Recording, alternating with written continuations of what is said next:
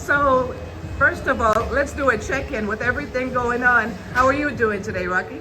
You know, I'm doing fantastic, coming all the way from Ghana for my fourth nomination. And, yesterday, being at the Grammys with, all the creative community that has come from different parts of the world. And also at the time to when LA was going through a lot in terms of the fires and all of that. And then also the protest that is going on right now.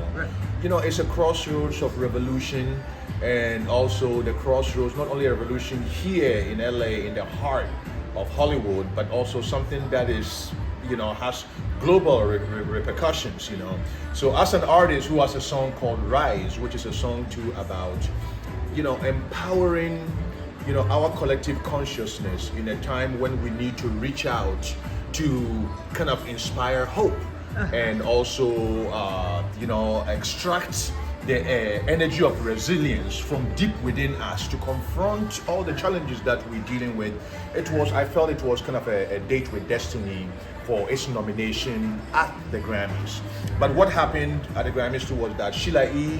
ended up winning our category, and for me, she is somebody, who I've also, loved her music. So, and she's been nominated 11 times. Wow. So having, her winning, I felt that we all that were nominated, we won with her, But for me, it goes beyond that, because music is not about awards. Music is about how does that energy help to inspire us in any time in history for us to become better at who we are, or for us to confront the challenges or speak truth to power at a time when we feel that our humanity is being compromised, our civil liberties are being compromised, our ability to forge a perfect union that uplifts all is being compromised. And I believe that we live in those times right now. Right. We are being confronted not only by environmental challenges, about erosion of our freedoms, but also we are being confronted by a time when we're dealing with sentient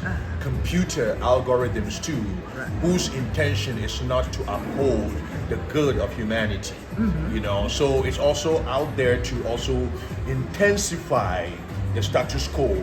And so as a musician and a musical personality with a mission, and a musical personality who see my mission as a musician to also travel everywhere from my mother continent and become that conduit of freedom, that conduit of empowerment, that servant of a higher purpose. I'm honored to be here at this time and this moment in history to give my offering of this song, and also to let you all know that, hope is our biggest currency in the time that we live in right now. That's great. And like many African Americans, I took the DNA test, Ancestry.com, and lo and behold, I have about 14% Ghanaian ancestry.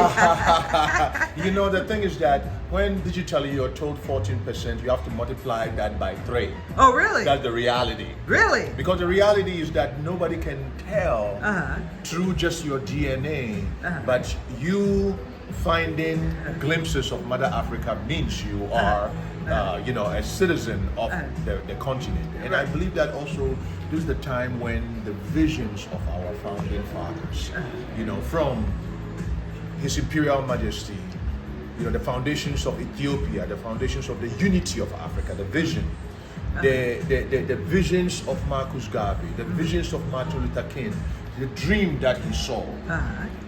We live in that time. This is the age for the manifestation of that, because everything else is breaking up around us. That means there's reorganization. And in the midst of reorganizations too, that is also the opportunity for the Renaissance, the African Renaissance. So that means that the children of Africa, both home and abroad, are being called home. I'm a testament to that. I'm here as a voice to, in the desert, also crying out to my brothers and sisters that the time for Ethiopia shall stretch forth its hands to God, and its hands to its people, and its hands to Africa. So this is the time for our people to know that if we've invested time in this place and being part of building this place, came as slaves, and still we have to fight for every piece of inclusion.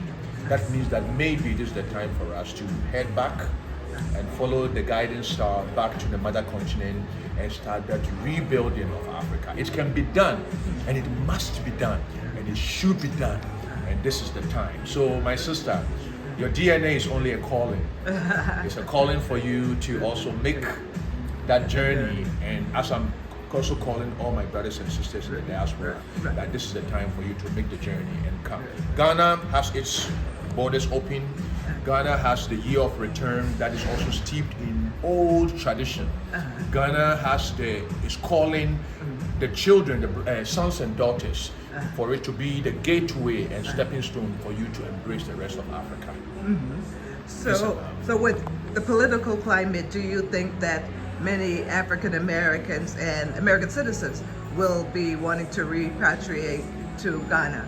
I think that repatriation, there's no other option than repatriation.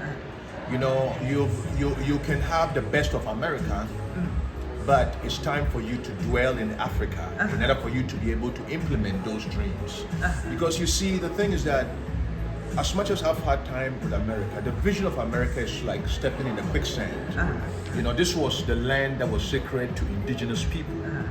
You know, this land also is a captured land. You know, so we cannot say we can be able to partake in a captured land and it's going to be our vision and our future. It's not going to happen. We're also people who were extracted from a place.